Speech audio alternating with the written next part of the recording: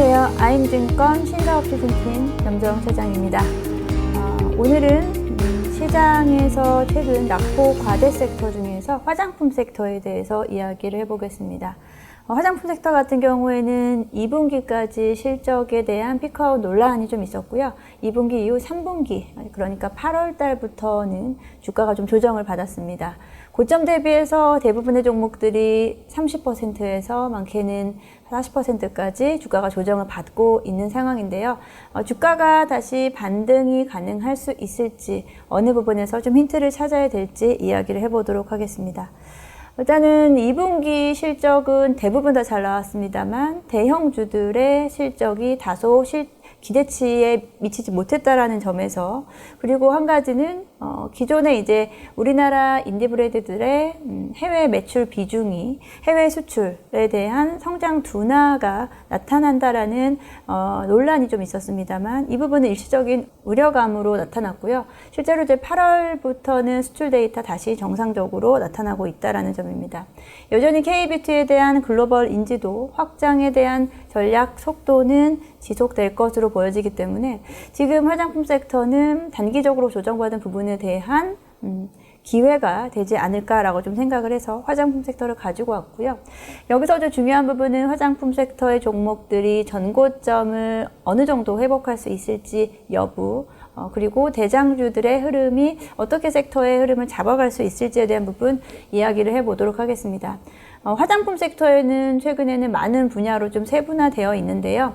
화장품의 이제 완제품 업체들도 있겠고요. 그리고 OEM 업체들, 그리고 최근에는 화장품 유통 관련된 업체가 대장주로 좀 움직이면서 시세를 좀 주도하고 있다라고 볼 수 있겠고요. 여기에 미용 의료기기까지 같이 이야기를 해보도록 하겠습니다. 첫 번째 기업은 실리콘투입니다. 실리콘투 같은 경우에는 지난해부터 해서 올해 큰 폭의 성장률과 함께 주가 상승률이 거의 5배, 6배 이상 난 종목인데요. 실리콘투 같은 경우에는 우리나라의 중소 브랜드들, 인디 브랜드들을 해외에 유통시켜주고 수출에 대한 판로를 만들어주고, 거기에다가 마케팅이라든지 이런 토탈 솔루션을 제공하는 업체입니다. 2분기 실적에서의 시장에 기대치만 못했다라는 의견이 있습니다만, 사실 그 부분은 일시적인 부분에 불과하다라고 좀 생각하고요. 사실 2분기 실적을 들여다보면은 긍정적인 부분은 국가별의 매출 비중이 점차 다변화되고 있다는 것입니다. 기존에는 아무래도 미국 중심의 비중이 높았고요. 국내 역직구에 대한 매출 비중이 이에 대한 부분은 다소 줄어들고, 유럽이라든지 아랍에미리트, 그리고 호주 등 신흥국가로의 매출 비중이 증가하고 있다는 점은 상당히 긍정적이다라고 볼 수 있겠습니다. 국내 브랜드들의 선정과 함께 실리콘투의 역할, 그리고 그에 대한 기대치가 좀 커지고 있는 상황인데요.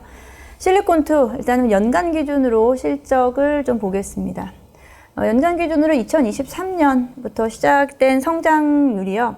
2024년으로 이어지는 올해 매출은 작년의 매출액 3,400억 원의 2배가 넘는 수준으로 올해 성장폭이 나타날 것으로 예상되어 있고요. 영업이익 부분에서는 거의 4배 가까운 영업이익의 증가세가 보여지고 있습니다. 올해 같은 경우 일시적으로 월별에 약간의 좀 차이는 있겠지만, 연간 기준으로 봤을 때 작년 매출액 영업이익에서의 퀀텀 점프가 가능하고요.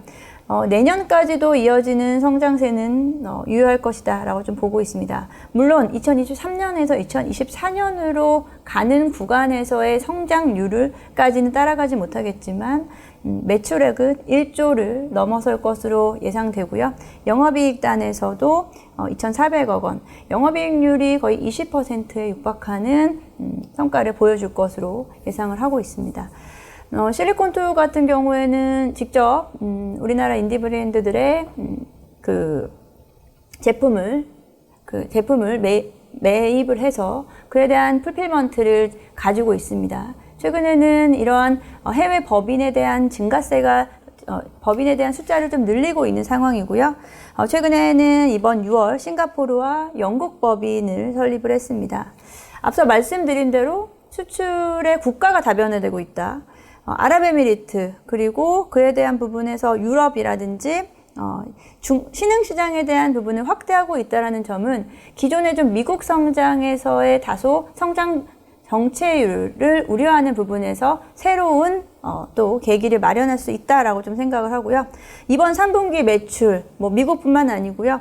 전체적으로 봤을 때 전년 동기 대비해서 거의 100% 가까운 증가세 나타날 것으로 예상하고 있는 만큼 단기적인 우려감 그리고 단기적인 차익 실현 매물에 너무 그에 대한 고민이 깊어지지는 않아도 될 것 같고요.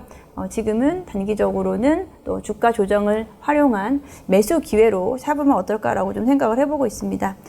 이렇게 우리나라 그 대표적인 화장품의 유통 브랜드가 실적이 좋다는 것은 결국은 화장품 섹터, 특히나 국내 중소기업들의 선전이 뒷받침된다라고 좀 생각을 하고 있고요.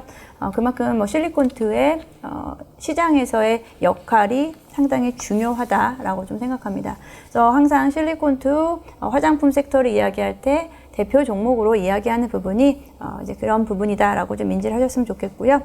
단기적으로는 주가는 조정이 좀 강하게 나왔다라고 말씀을 좀 드려보겠습니다. 화장품 업체들이 앞서 여러 가지 있다고 말씀을 좀 드렸었는데 일단은 화장품 유통사 하나를 좀 이야기를 해봤고요. 그 다음에 또 봐야 될 것은 화장품 뷰티 디바이스 쪽입니다. APR이라는 종목이고요. APR은 상장한 지 채 1년이 되지 않았지만 화장품 섹터, 특히나 이제 홈 뷰티 디바이스 쪽에서의 우리나라 점유율 1위, 그리고 해외에 대한 사업 속도를 빠르게 가속화되고 있다는 점에서 시장에서 주목을 받고 있습니다. 특히나 이제 기존의 디바이스에서 국한되지 않고요. 화장품, 뷰티 쪽에서의 성장률이 좀 크게 보이고 있고요. 2분기 화장품 부분에서의 매출 성장률은 전년 대비해서 33%가 증가하고 있습니다. 그 뷰티 디바이스를 사용할 때 동사에 화장품을 바르고 도포를 하고 여기에 디바이스를 활용을 한다라고 하면은 효과가 조금 더 시너지가 될 수 있다라는 이런 스토리를 가지고 가고 있는데요. 그렇기 때문에 단기적으로는 어떤 디바이스가 잠깐 쉬어가는 구간에서는 화장품 쪽에서 매출을 채울 수 있고, 우리가 기존의 클래시스라든지 이런 미용 의료기기 쪽에서 결국은 디바이스 쪽도 중요하지만 소모품에 대한 부분도 상당히 매출 영업이익률에는 중요하다라는 부분에서 APR 같은 경우에는 이 화장품 부분이 또 앞으로의 매출 성장률에, 특히나 영업이익단에서의 중요한 가늠자가 되지 않을까라고 좀 생각하고 있습니다. 9월에는 기존의 초음파 디바이스 하이프 그리고 부스터 슬림이 국내 출시 예정을 하고 있고요. 기존에 사실은 상반기에 출시되었었던 제품이 예상치보다는 좀 판매량이 늘어나지는 못했습니다만 디바이스 홈 뷰티 쪽이라든지 뷰티 쪽에서는 또 하반기로 갈수록 성수기에 좀 돌입하기 때문에 이에 대한 기대감은 좀 커지고 있는 상황. 특히나 이제 하반기에는 또 소비에 대한 부분이 좀 진작이 되고, 소비 시즌, 미국 같은 경우에서는 3분기 아마존 프라임데이 그리고 블랙 프라이데이 4분기로 이어지면서 소비가 늘어나는 구조를 가지고 가기 때문에 여기서 미국 진출에 대한 비중이 큰, 미국 중심이 큰 APR의 성장 속도, 미국에서의 선전이 좀 기대되는 부분입니다. 단기적으로는 주가는 올해 고점인 40만 원대에 대한 부분을 터치를 하고 지금은 28만 원대에서 조정 후 단기 반등을 좀 나타나 있는 상황이고요. 최근 들어서 10거래일 이상 기관들의 매수세가 지속적으로 유입되고 있다는 부분 체크를 해보시면 좋을 것 같습니다. APR 같은 경우에도 연간으로 실적으로 봤을 때 상장 전에 2023년 기준으로 매출액이 5,200억 원을 기록을 했습니다. 상당히 빠른 속도로 성장을 했기 때문에 상장 당시에도 시장의 주목을 많이 받았었고요. 그리고 영업이익단에서도 2022년 대비해서 2023년 3배 가까운 영업이익, 그리고 OPM 같은 경우에도 2배 가까운 증가율을 좀 보였다는 점에서 빠르게 성장하고 있는 기업 중에 하나다라고 좀 보시면 될 것 같습니다. 앞서 말씀드린 대로 APR의 국가별 디바이스 판매 대수와 비중인데요. 일단은 이 민트색으로 보이는 부분이 미국입니다. 미국이 2023년 구간에서 미국의 비중이 상당히 좀 빠르게 늘어났다는 부분이 눈에 띄는 부분이고요.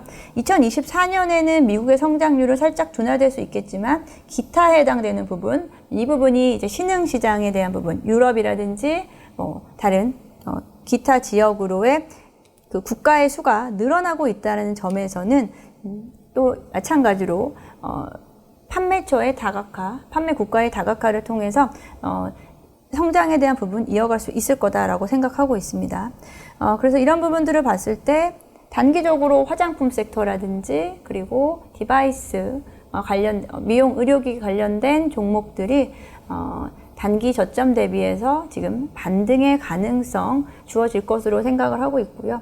시장이 다소 지금 좀 무겁습니다. 시장이 다소 좀 침체되어 있고 무겁고 기존의 주도 섹터였던 반도체라든지 2차 전지가 다소 좀 쉬어가는 구간으로 돌입할 경우에 기존에 강했었던 섹터들, 화장품 섹터도 마찬가지고요.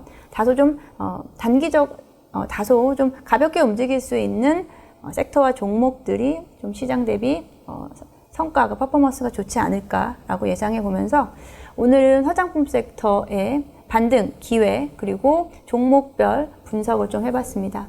이 외에도 화장품 종목들은 사실 상당히 많은 종목들이 있고요. 말씀드린 대로 완제품 업체들 같은 경우에도 주가가 고점 대비해서 상당히 많이 빠져 있습니다. 종목을 좀 몇 가지 나열을 좀 해드리면은 클리오라든지 ODM 기업인 코스맥스, 그리고 리들샷으로 유명한 VT, 이런 종목들이 대표적인 화장품 종목들인데요. 고점 대비 어느 정도 낙폭을 반등으로 만회할 수 있을지에 대한 부분 시장에서 같이 참고하시면서 투자 기회로 삼으시면 좋을 것 같습니다. 오늘 여기까지 하고요. 다음 시간에는 더 알찬 정보 그리고 시장에 대한 이야기 가지고 돌아오겠습니다. 감사합니다.